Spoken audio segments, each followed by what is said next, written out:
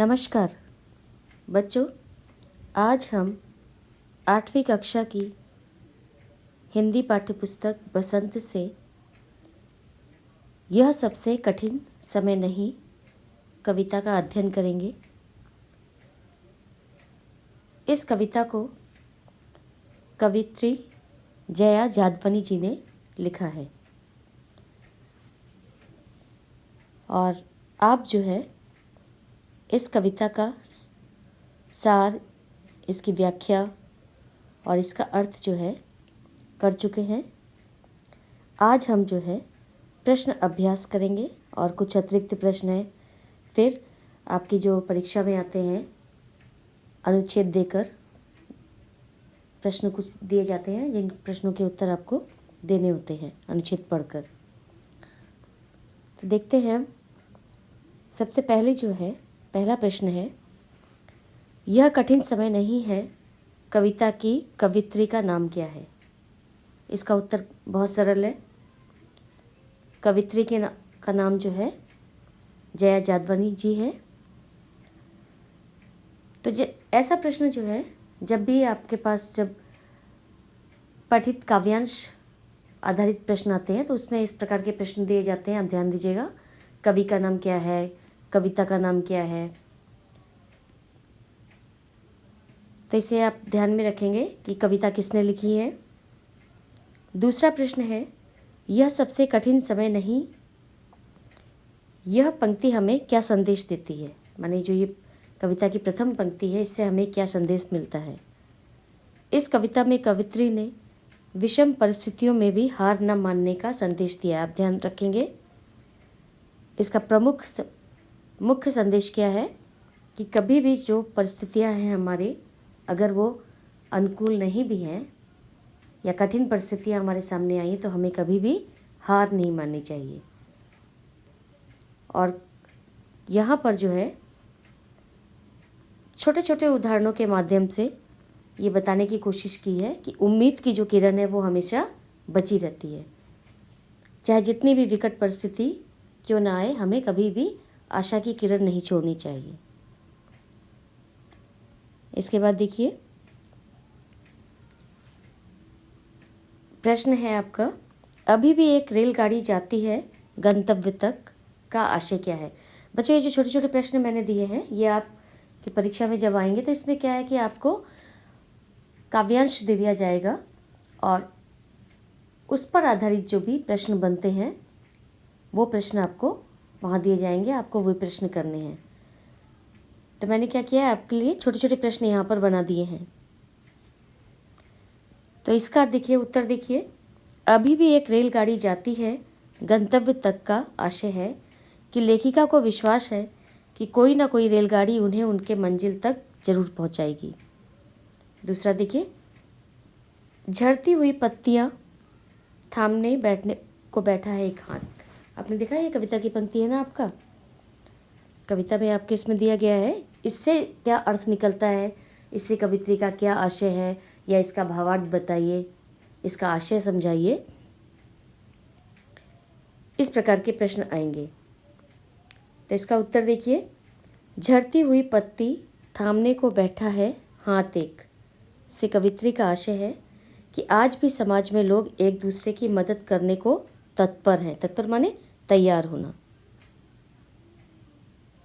इसके बाद अगला प्रश्न देखिए, अभी भी स्टेशन पर भीड़ है, इस कथन के द्वारा कवित्री क्या कहना चाहती हैं? इस कथन के माध्यम से कवित्री यह कहना चाह रही हैं कि लोग अपने जीवन की कठिनाइयों का सामना करते हुए अपने लक्ष्य तक पहुंचने के लिए प्रयत्नशील हैं। माने लोग जो है अपने जीवन की कठिनाइयां, मान लीजिए जितनी भी कठिनाइयां जीवन में क्यों ना आए, वो अपने लक्ष्य तक पहुंचने के लिए लगे रहते, कभी भी हार नहीं मानते हैं।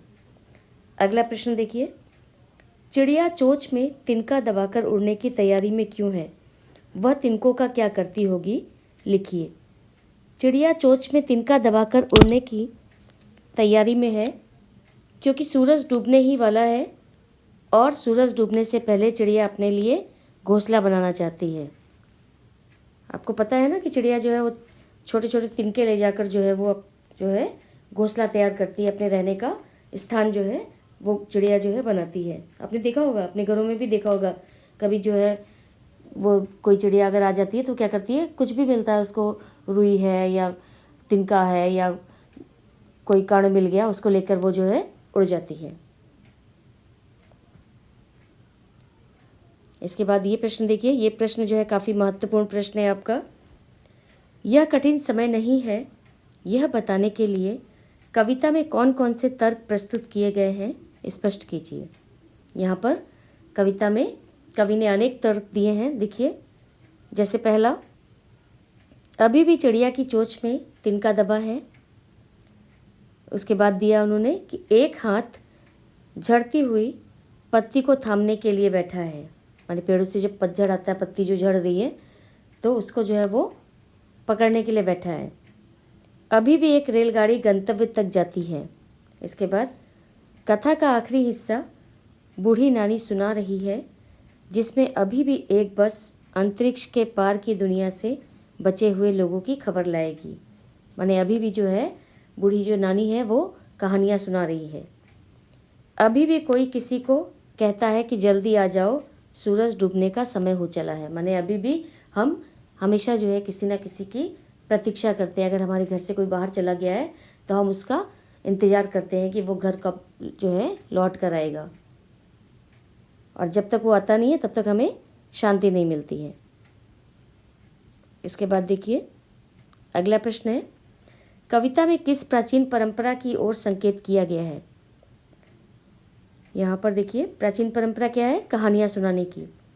संयुक्त परिवार में दादा दादी द्वारा या नाना नानी जो होते थे उनके द्वारा बच्चों को शाम के समय कहानी सुनाने की ओर संकेत किया गया है। माने क्या, सारे बच्चे इकट्ठे हो जाते थे घर के जो है, और वो शाम में जो है कहानियाँ सुनते थे।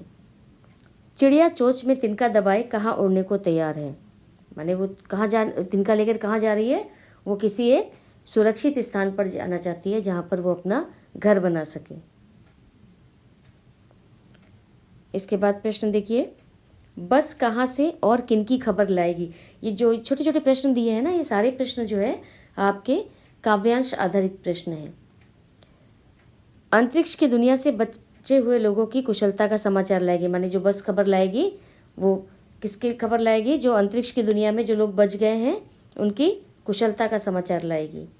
यह कविता क्या संदेश देती है, यह कविता जो है हमें निराशा से बचने का संदेश देती है। अब जैसे देखिए आपकी परीक्षा में कैसे आएगा, देखिए ये एक पद्यांश दिया हुआ है, कविता का काव्यांश या पद्यांश हम कह सकते हैं। अब आपको ये जो है दे दिया, और इसके बाद इसके ऊपर जितने भी प्रश्न बनते हैं वो आपको नीचे जो है दे दिया, आपको उनके उत्तर लिखने हैं। देखिए प्रश्न देखिए आप यहाँ पर, चिड़िया ने चोंच में क्या दबा रखा है, क्या दबाया हुआ है, तिनका। आप इसको क्या है आप पढ़ेंगे पहले, उसके बाद इसका आंसर ढूंढेंगे।